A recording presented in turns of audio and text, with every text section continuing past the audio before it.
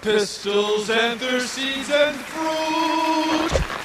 My world wouldn't be the same without you. Thank you. Thank you. Oh, they're all so lovely. They're all flowers. Bill Nye the Science Guy. Bill Nye the Science Guy. Bill Nye the Science Guy. Science rules. Bill Nye the Science Guy. Inertia is a property of matter. Bill Nye the Science Guy. T minus 7 seconds. Bill Nye the Science Guy. Bill Nye the Science Guy is brought to you by... Flowers come in all shapes, sizes, and colors. Each and every one of them grew from a seed that came from a flower. It's a cycle!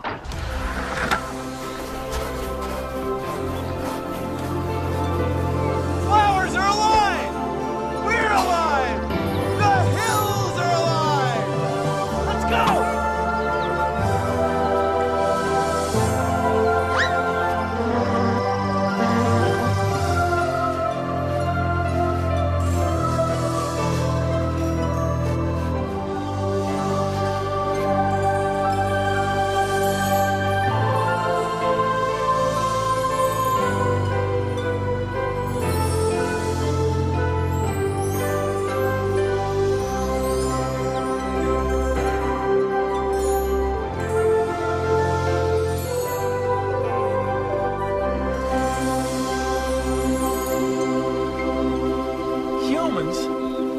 Flowers, because we need to eat.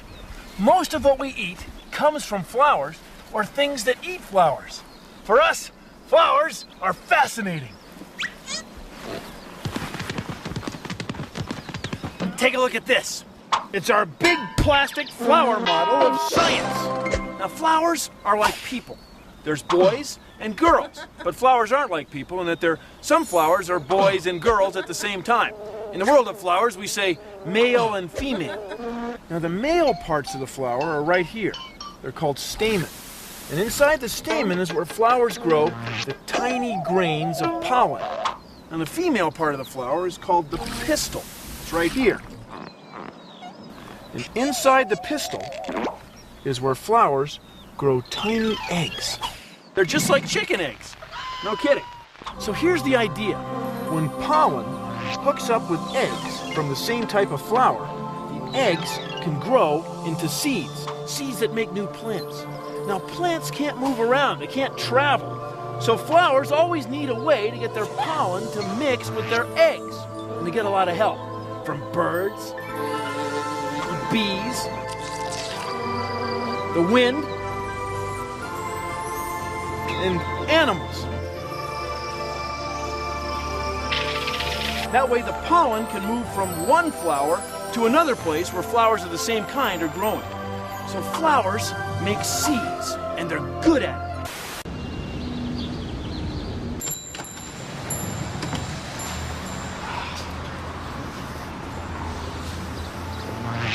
Oh, hi, Drew. Oh, hi, Bill. Wow, these flowers are such flirts. Yeah. Oh, I'm serious. I mean, look at these daisies and sweet williams. Their colors just screaming, look at me, play with me. Come get my pollen. Yeah, the flowers, flirting. That's right, Bill. And, flowers don't just look good and smell pretty just for us, Flowers need to attract insects and other animals so they can pollinate and make seeds. Insects and birds. That's why they're such flirts. I can't believe I'm meeting Drew Barrymore. I can't believe I'm meeting Bill Nye the Science Guy. I'll take a dozen.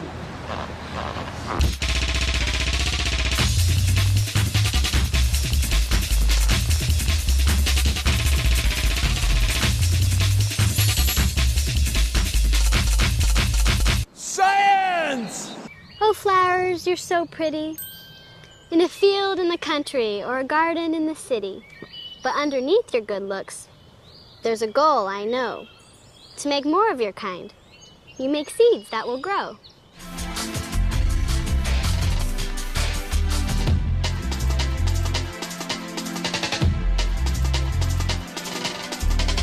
pollen dissemination systems. The birds and the bees.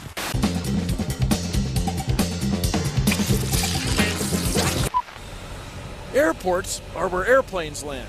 Flowers are where insects land. Airports have markers and lights to guide us in for a landing.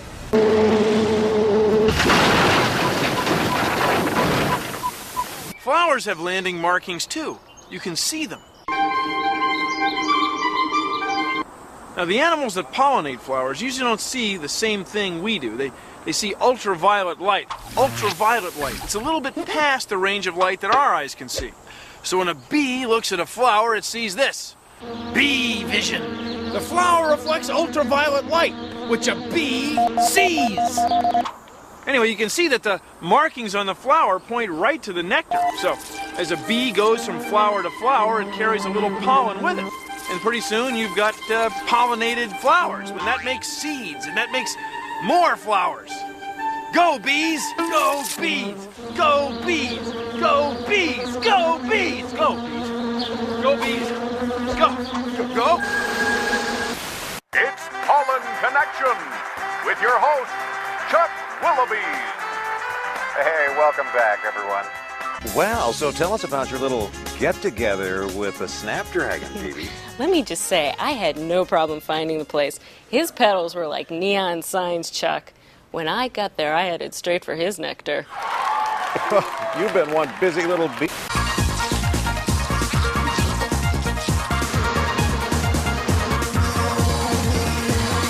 Take a look.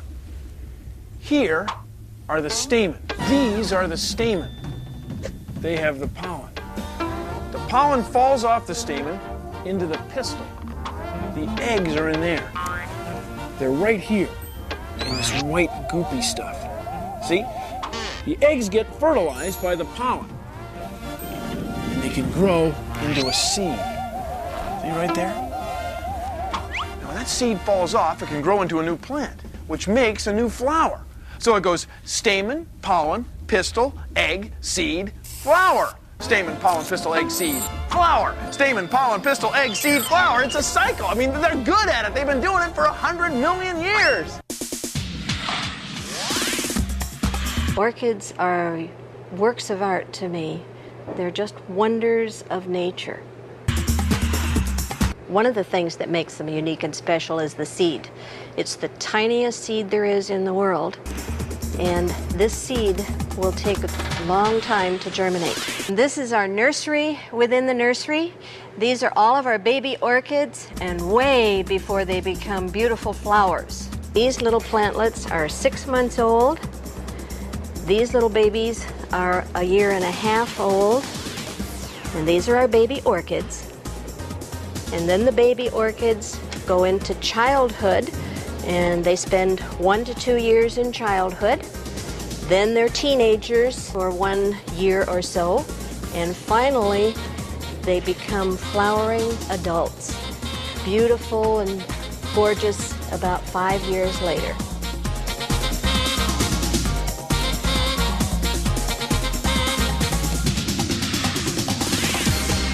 After a flower produces seeds, it's as though it says to the seeds, get out of here, leave, skedaddle, vamoose, get out of town, hasta la vista, seedy.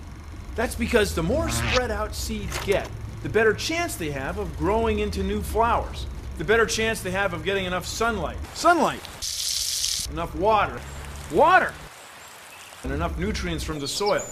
It's all part of what we call seed dispersal. Seed dispersal. So let's say that I'm a flower. And I make seeds. And these seeds have little hooks on them, like Velcro. So then when an animal walks through the forest, the seeds stick to the animal's fur. They stick to the animal's fur. And then they hitch a ride to another location. This skunk may rub some birds off as he climbs over logs and brushes past trees.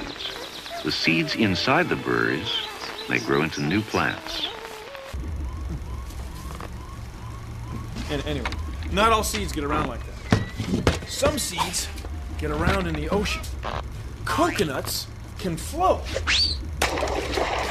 And then when the wind blows, they can go from one island to another. A new coconut palm tree may grow where this seed has washed ashore. Isn't that wild? Bill? Up here, Bill. Oh. Take a look at these. Cool. The seeds of the maple tree are inside pods shaped like helicopter blades. When wind blows the seeds of the trees, the pods whirl through the air and away from the plants on which they grew. You ought to stop. Stop, stop, stop, stop, stop.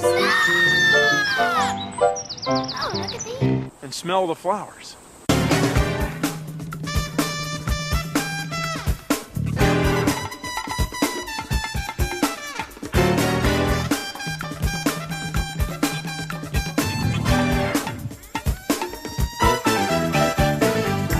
Coming this spring from Perennial Productions. He wanted to see the world, float wherever the wind would take him, maybe hitch a ride on a southbound dog. I gotta scatter, Pops. I gotta find a place where I can grow. And you can't stop me. Why, son? Why? Because, Pops, I'm a seed. Not just any seed. He was a weed, the bad seed. But when it came to laying down roots, he was very, very good. The bad seed. It's the story every flower lives for. Yes. Bees are buzzing, birds are chirping, sun is shining a little bit, and it's raining. It's a beautiful day for being a flower. Do you know that almost every time you or your parents go to the grocery store, you end up buying flowers? It's true. See, humans rely on flowers or flowering plants for food. Take a look. All the stuff on this counter comes from plants with flowers.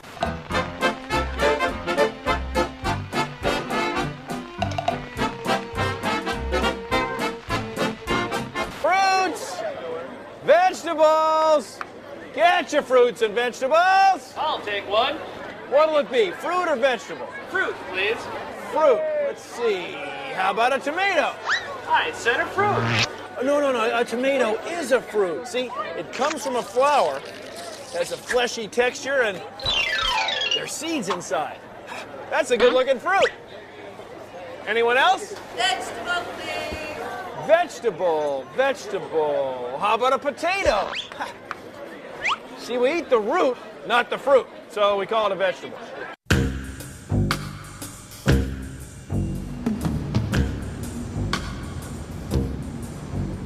In my line of work, you deal with plenty of nuts.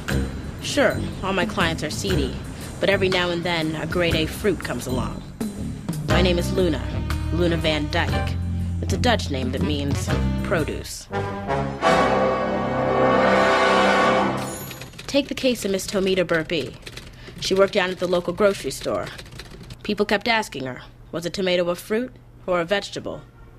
Come on, let's find out. The produce department was sure it was a vegetable because it came from a vine that had to be replanted every year. But it had a heart full of seeds, which had some people calling her fruity.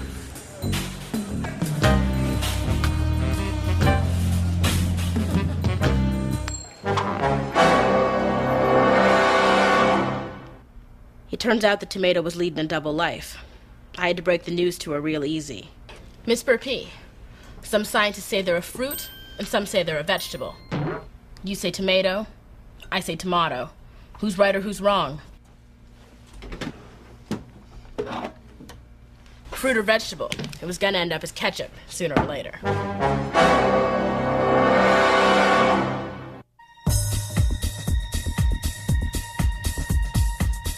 Edible flowers are so good. There are over 50 varieties. And they add a lot of zing to your salads and your great mixtures of greens. The only thing you really want to be careful about is you don't want to just go out and eat any flower you see, because they're like mushrooms. Some are good, some are bad. So you want to make sure you don't get a poisonous one, so always check with someone that knows. This is the flower of the bronze fennel. It tastes exactly like black licorice candy. These are the nasturtium flowers. It's hot. These are my favorite edible flowers. They're called arugulas, and they have a very distinct nutty taste. These are garlic flowers. You can either cook them or roast them or eat them raw. They're good in a stir fry or in a salad, and either way, they're definitely going to wake up your taste buds.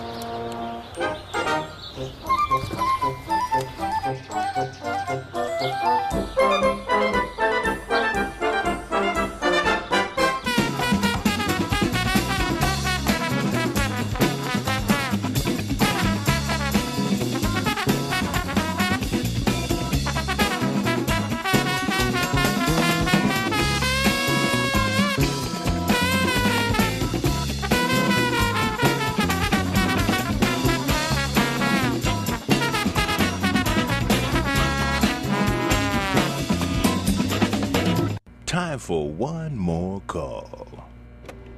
Line 1, you got the anthem, man. What's the story, Morning Glory? Am I on? Anthem Man, you suck. Flowers combine the pollen from one flower with the eggs of another. Well, why bother? Why bother? Why bother? Well, please consider the following. When things mix, they change. Let's say this flask of red liquid is like the egg of a flower, and these drops of blue liquid are like pollen. See, the color changes. See, pollen. See? It's not red or blue. No, now it's purple, like these flowers. Now, when plants make seeds, they make hundreds or thousands of them at a time. That's 1,000 chances for change. And there's an old saying, the only thing you can count on in this world is that things are going to change. And environments change. Like maybe it gets hot, maybe it gets cold, maybe it gets dry, or maybe it gets rainy. Or a volcanic explosion. That's what happened here. This is the site of a recent volcanic eruption. A few years ago, this place was completely barren. But look, the first things to start growing back are flowers. Not fungi or ferns, but flowers. That's because flowers make seeds, thousands of seeds, and each seed is a chance for change. Don't take my word for it. Look around. The flowers are flourishing. See, this is why flowers mix pollen with eggs to get thousands of chances for change. Thousands of chances for change. Thank you for joining me on Consider the Following. Hey, try this. Fill up 2 glasses with really hot water from the tap. Add lots of food coloring to one of the glasses. Now, get a fresh cut white flower and carefully cut the stem in half, the long way, like this. Put half the stem in the colored water and the other half in the plain water. You may want to secure it with a clothespin and some tape to keep it from falling over. In about an hour, it'll look like this. Ooh. See, once the water starts up one side of the stem, it stays there and ends up on that side of the flower. See? Pretty. You can see how water carries things up into the flower, like nutrients and fertilizer, and even food coloring. Try it! Try it! Hey, over here! Here! Speedwell, arnica, old man's beard, aster, sandwort, fescue, seeds, thistle, a noxious weed, Indian paintbrush, lupin. This is a subalpine meadow. All of these flowers are in bloom and they're getting pollinated. That way they can make seeds, and some of those seeds will grow into new flowers next year. Happens every season.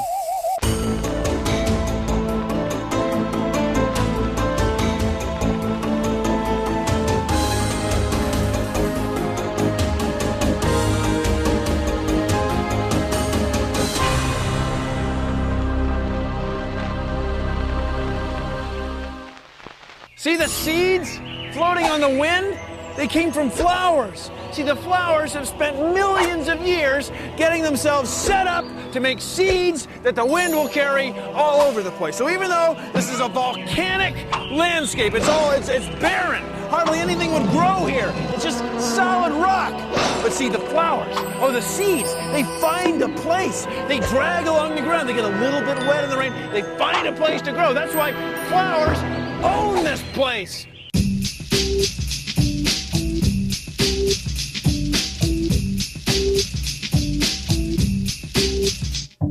Look at all these flowers, must be 250,000 different kinds. Blows my mind. Yeah, yeah, yeah, yeah. If you're not a coward, we'll learn just how they pollinate. Statement here, pistol there. Hey, yeah, yeah, yeah. I wanna be where the flowers bloom, and you are perennials. That's why I love it when it's May or June. So many colors. Just one time I want to see how a flower can make these seeds. Pollen to the stigma, sweet sensation. Just a thing that we call pollination. I wanna be where the flowers bloom, and you are perennials. That's why I love it when it's May or June. So many colors.